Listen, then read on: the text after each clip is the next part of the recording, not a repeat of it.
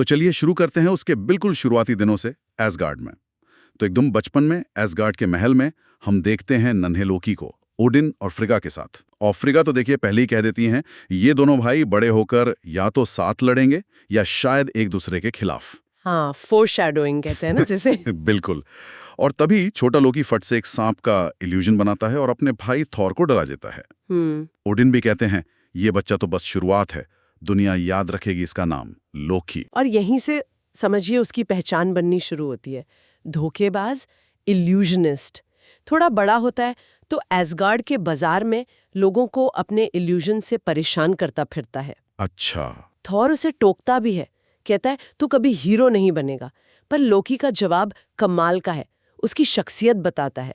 कहता है पर सच बोरिंग होता है और मैं बोरिंग नहीं हूं। मतलब साफ था उसका एजेंडा, लीक से हटकर चलना है। हाँ बिल्कुल, हमेशा कुछ अलग, कुछ हटके। फिर कहानी थोड़ी गहरी होती है।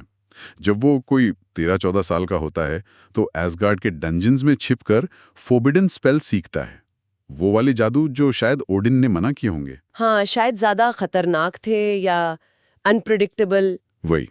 और वो खुद से कहता है इल्यूजन के पीछे सच छिपाना और सच को इल्यूजन बना देना, यही मेरी पावर है। उसकी शक्तियां बढ़ रही थीं तेजी से। हाँ, जैसे वो अपनी कॉपीज बना सकता था, आग के सांप, यहाँ तक कि छोटी मोटी आर्मीज भी। तो ये अब सिर्फ शरारत नहीं रही थी। हाँ, है ना? नहीं, बिल्कुल नहीं। ये तो पावर की तलाश थी, एक तरह की बगावत थी एसगार्ड के तौर तरीकों के खिलाफ।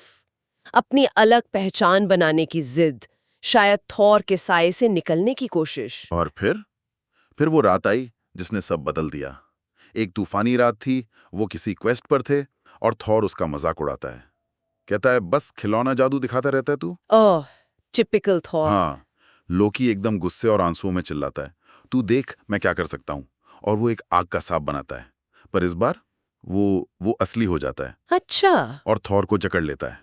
थॉर चीखता है। जाहिर है। लोकी पहले घबराता है, एक पल के लिए, लेकिन फिर अगले ही पल वो उसे धक्का दे देता है। क्या?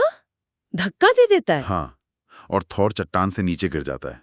लोकी के मुंह से बस इतना निकलता है, मैंने अपने भाई को मार दिया। ओहो।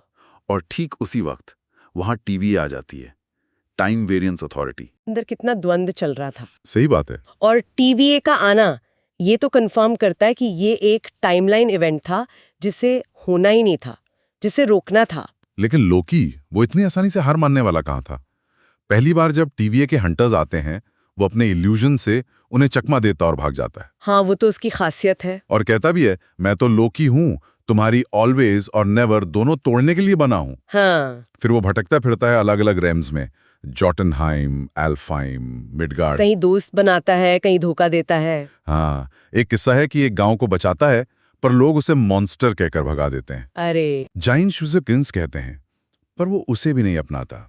अकेले में सोचता है मैं कहाँ का हूं, मैं बस लोकी हूं। ये उसकी आइडेंटिटी क्राइसिस को दिखाता है साफ तौर पर।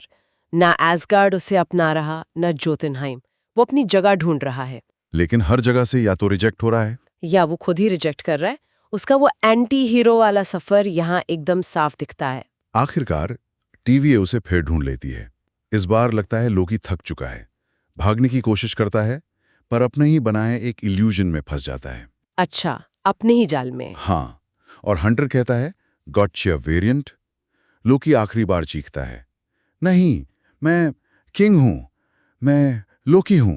उफ। पर उसके गले में वो कॉलर लग जाता है और टाइम रिवाइंड हो जाता है। तो मतलब टीवीए से बचना शायद नामुमकिन है। उसका आखिरी विरोध भी नाकाम रहता है, पर वो आखिर तक लोकी ही रहता है, डिफाइंट, हार नहीं मानता। तो इन एक्सर्प्ट से हमने देखा एक ऐसे लोकी को जो बचपन से ही अलग था। हाँ।